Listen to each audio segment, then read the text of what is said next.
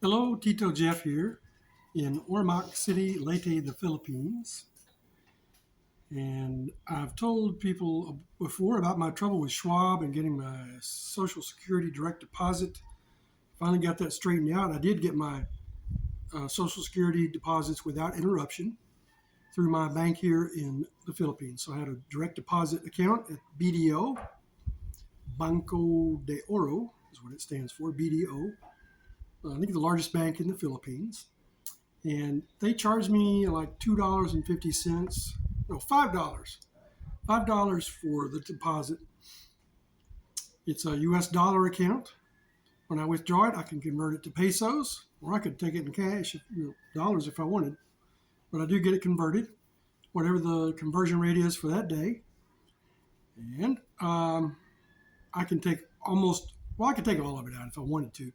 They told me that when I made the account, you can withdraw you don't have to keep a minimum balance. But when I went to withdraw the money, the cashier asked the manager to come over. The manager said, "No, you need to leave some money in there. You can't have a zero balance." And I told her, I said, "Well, they said yes, I could." So she went and checked with her boss. Sure enough, she said, "Yeah, you can, but it's better if you don't. The computer might go nuts and close your account." So I keep about $40 in there. It's not a big deal.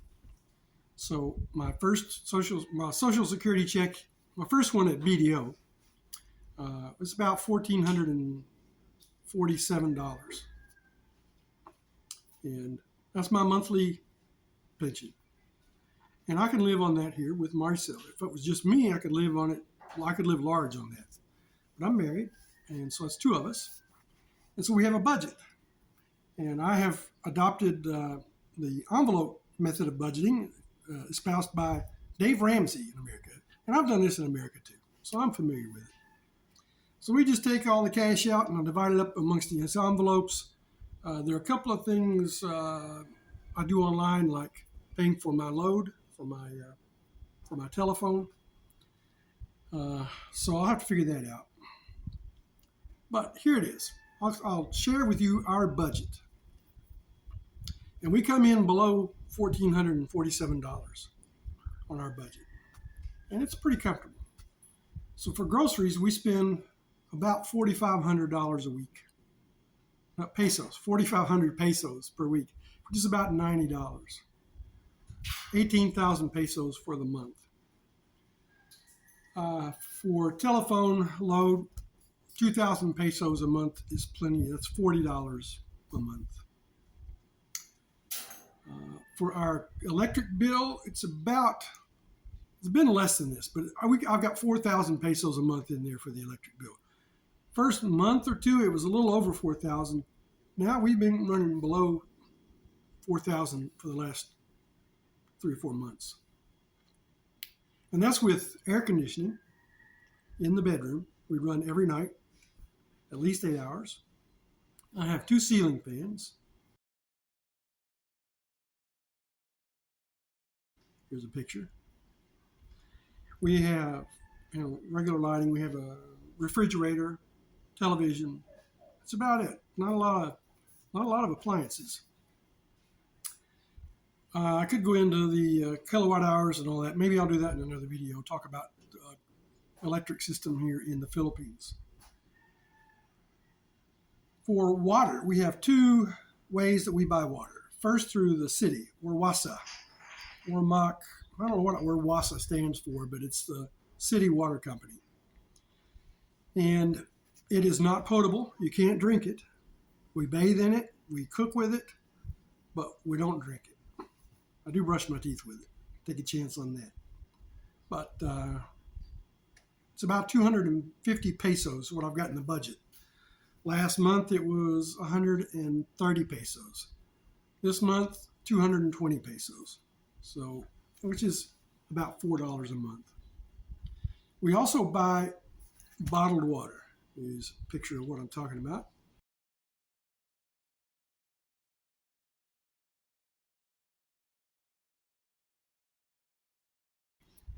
We buy these jugs. You have to pay for the jug up front, but after that, it's 25 pesos each to refill a bottle. It's very cheap. And we keep a bunch of bottles on hand just in case of an emergency. So I'm a little bit of a prepper. I don't bury guns, but I like to keep water and food stocked up. Maybe some candles, things you would need in an emergency. So I've got 300 pesos, $6 a month. So total water bill is 550 pesos, about $10 a month. We both participate in PhilHealth. It's the Philippines state-run health insurance. I won't go into talking about that, but it's 1,800 pesos a month for both of us. 1,400 for me, 400 for her. So that's about $36 a month for two of us. We pay her Social Security. If you pay cash, you can pay it online. There's different ways to pay it, but you got to go pay it. 600 pesos a month, $12 a month. For my prescriptions, I've got 12,000 pesos per month, which is about $204 a month. No, $240 a month.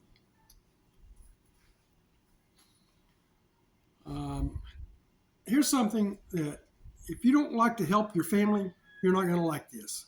A lot of expats or people who want to be expats, you'll see in the comments, and it'll show up here, oh, you don't give money to those people, or you'll just turn into an ATM. Well, I don't want to hear it. If that's all you have to say about this video, please don't leave any comments. It's worthless. We have a niece. Her name is Christine. She's very smart, very sharp, hardworking. She's in her second year of nursing school, and we're paying her tuition. And so it's about 72,000 pesos a year for her to go to Western Leyte College. It's a very good school. 72,000 pesos is about $1,400 per year for tuition. That's nothing. Nothing. But what it'll do, it'll help her family. Because the more people you have in your family with education, the better off your extended family will be. She'll help her mom and her dad or her sister. She'll help her nieces and nephews or cousins. She'll be able to help them in little ways that may not seem like big, but this is good for the future of her family, not just her.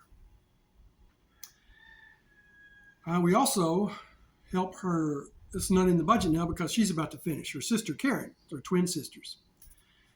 Karen, who did not finish high school, but is going to school, a training school, to be a nurse's aide. And that will, again, help her have some sellable skills so she can have a decent job here in the Philippines. Doctor visits. We've budgeted 1,000 pesos a month for doctor visits. Now, right now, Marcel goes once a month to the OB-GYN because she's pregnant and she needs to have a checkup once a month. After that, they'll probably be taking the baby doctor after that once a month. It's just how babies are, right? And I go about every 3 months unless there's something happening. I go see my cardiologist for a little visit. And it's about 500 pesos to go see a cardiologist. So it's not much. Same for her OB-GYN, 500 pesos. With an induction visit, your first visit, they do a bunch of stuff. And it was like 1,200 pesos, something like that. But every time she goes, she gets an ultrasound, 500 pesos, $10 for a visit with an ultrasound. We are setting aside some money in anticipation of paying for the birth of our child at the hospital. I have no idea how much it's going to be. I'll need to investigate that, maybe make a video about it. But I'll let you know. Right now, I kind of guess about 25,000 pesos or $500. So we got another 5 months to go. We're setting aside 5,000 pesos a month in an envelope. At least we have it set aside, and it's not going to be a sudden expense. We're planning. Pocket money. 5,000 pesos a month. Uh-oh, I should have doubled that. That's just for Marcel. That's $100 a month just to go do some any shopping whenever she wants to. So she doesn't spend a lot of money. She doesn't have expensive tastes. Eating out, 10,000 pesos a month. So I figured that's about 2,500 per week. We could eat out every day. Oh, no, not every day. Let's say 5 days a week. 500 pesos each, $10 a meal. So that's probably overestimating our eating out. We don't eat out that much.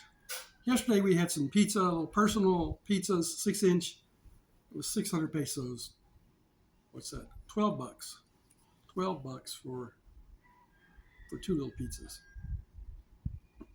Is that right? 600 pesos. Yeah, $12. Gasoline, about 1,000 pesos a month. We're not using as much gasoline now because I'm not driving. I'll make another video about that. We give her mother 3,000 pesos a month, $60 a month. Her mother is my mother. I took care of my mom. I'll take care of her. Giving her a little cash is not a big deal. Don't want to hear about the ATM crap from some of you expats who are only concerned about yourselves. Multi-cab. We do have a multi-cab, little vehicle. And I put aside 1,000 pesos a month for repairs and oil changes and stuff like that. So it'll build up in the envelope. So that's our budget. It's about 73,000 pesos a month. Take my check and convert it into pesos, it's 76,000 pesos. So we got a little extra to play with. Now, the other thing is, I have retirement savings, an IRA, and I have sufficient funds that if I used $400 a month out of that account for the next 30 years, I should not run out of money. Now that's, depending on, there's no world economic disaster, something like that. But, normal ups and downs in the stock market, over the long run, an IRA should make a little money, actually have a little extra at the end of 30 years. So we can live comfortably on this $1,500 a month, about $1,500, let's say $1,400 a month for my pension. We can live on that. It's a little bit frugal, but once we finish paying for Kristen's school, once the baby is born, we'll still probably need that 5,000 pesos a month for the baby after she gives birth. So things will work out. It's great. We don't go out a lot. We can use my savings to do a little traveling if we want to. And we can still do some things to help the family once in a while. So that's something that we'll have to be more careful about. We've been pretty generous helping the family with hospital bills and things like that. And we're learning more about how to be helpful without breaking our bank. So that's our budget. It's not a lot. It could be better if I had a bigger pension, but I don't. I do have my savings, and I could take $400 a month, maybe $500 a month, and pad that budget. So we have a good life here. We have our house paid for. We have no rent. We have the car paid for, the little multi-cab, no car payment. The only thing we have are our daily bills. That's it. And so that's our budget here. If we have any big changes, I'll make another budget video in several months from now or something like that. We'll see. We'll keep you updated. But we're happy and comfortable and have a nice life here in the Philippines. And we are blessed. So we give thanks to God every day for all of our blessings. Thank you for watching.